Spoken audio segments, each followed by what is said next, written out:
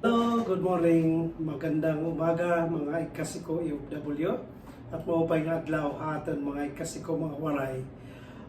Ito po muli, welcome back again to my channel. This is Nelson Romor at ang ating konting ibabahagi ngayon ay unboxing po sa ating early Christmas gift para kay Mrs.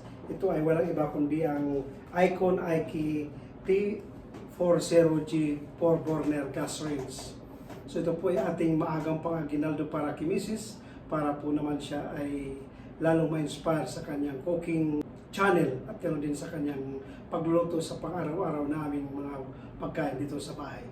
Bago po natin umpisahan ay kailangan na disinfectant ko na po ito at para po ay safety tayo, naka-gloves din po tayo at magsusuot din tayo ng mask para sa ating safety kasi galing ito sa labas, diniliver dito sa ating tahanan. So, umpisa na po natin at muli after ko ng disinfectant ay pupunasan pa uli natin siya ng wipes para talagang secure tayo na walang virus na dumating dito sa ating pamamahay ang diniliver na ito. Tara po, samahan niyo po ako.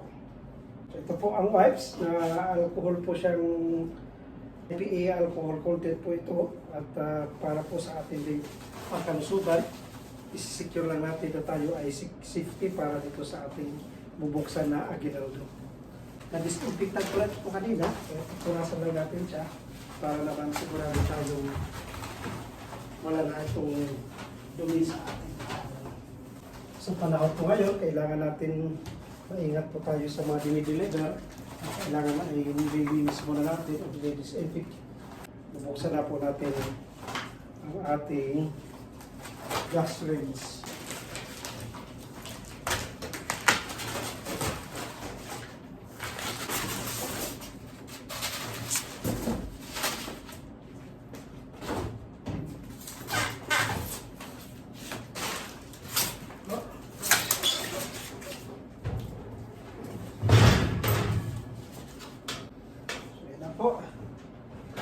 Tanggal natin ang kanyang packaging.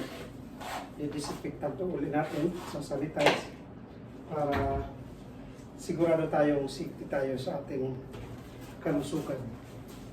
Dahil sa nandito pa rin ang virus sa ating kapaligiran. So, tingnan natin ang kanyang cover. Ito naman ang kanyang mga parts para sa burner. Tingnan natin ito. Natin kung paano natin ito i-operate. Meron po siyang 4 na burner.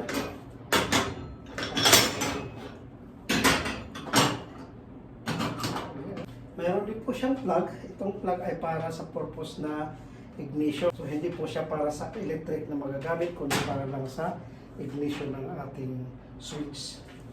Mamaya po na ipapakita natin paano siya gagamitin. Yan, tingnan natin ang kabuuan niya. Yan ang ating 4 na burner. At tingnan natin ang loob. So ito ang switch para sa ilaw. Ito naman ang para sa pag-control ng ating oven. Dito naman para sa ating gas range.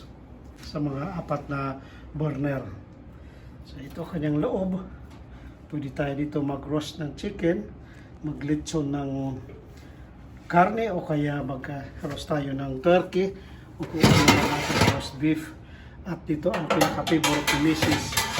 ang kanyang pagbe-bake ng mga iba-ibang klase ng cake or mga cookies at kung ano man mga pang-merienda na kanyang niluluto.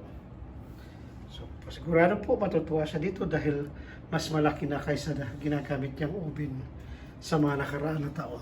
Ito naman ang likuran. Dito natin ikakabit ang gas, connector ng hose para sa ating gas tank. Iyon po kanyang specification. Ito po ay made in Turkey.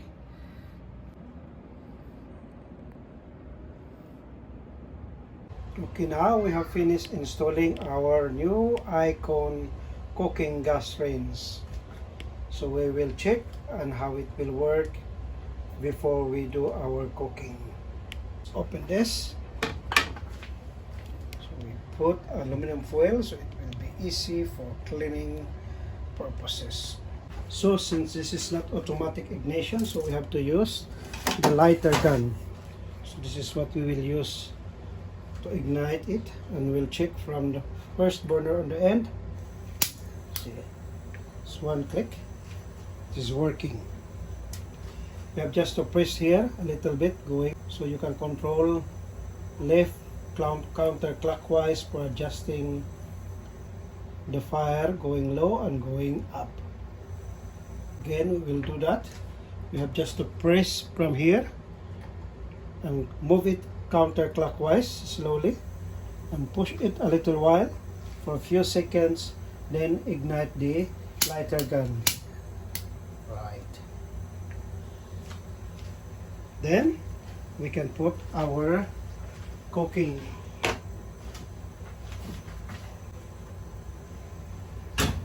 Okay, it's simple and easy how to operate our new Ikon cooking gas range.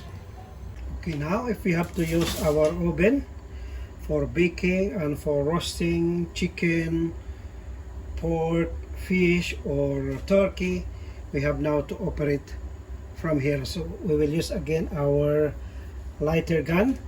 So this is for the lower burner and this is for the upper burner. Okay, so now we will operate from the upper burner first. We have just to press this little bit going clockwise. We have to keep it fresh for a while so the fire will not go for immediately. Right. Count 1, 2, 3, then release. Then you have already the fire and you can just adjust it according to your requirement of higher or low temperature. And we can use also the light inside. This is for the button for the light to keep us the color of our cooking inside of the cooking range. Now we will ignite for the lower burner. We'll just go and light it up. Okay, this is now for the lower burner. We'll just press here, hold a little bit, press clockwise. And now we will ignite the lower burner of our cooking gas range. Just press the button counterclockwise slowly, hold for a while, then light it up from the bottom of the burner. Okay, so now then count 1, 2, 3 before you release. Okay, so you can see there's already a fire in our lower burner cooking gas range. See? You have now to control the required temperature from your up and from your lower burner. Both is already working and it's ready now for our baking and roasting meat, chicken, pork and turkey. At the same time, you can use it simultaneously for burners while your cooking gas range down is also doing the baking or roasting. Okay, for cooking multiple, using our burners, we can use all together. And now we will check from the second burner how it will work. Again, you just press this one counterclockwise, slowly. Press it, hold it for a while, then ignite from the next burner. Okay? Then don't remove your hand immediately, just hold it for a while, count 1, 2, 3, then release. Then it's already lighted up. Then you can just adjust now according to your required temperature of your cooking, lower or higher. To maximize the cooking, you can use all together at the same time. I will ignite from here, press again. Alright, this is okay. And this one, this is the bigger one. So all together can be used simultaneously 4 burners at a time if you have multiple cooking requirement in your kitchen. Okay, that's how simple how to operate our Ikon 4 burners cooking gas range, from cooking in the burners and down the way to and baking using the oven. Once again, this is Nelson R. Noromor, and thank you for watching, and I hope this will help you operate your cooking gas range in your kitchen. If you are new to my channel, please do subscribe and hit the notification bell so you will be updated in every content that we will be sharing with you. Thank you once again for watching, and God bless you all.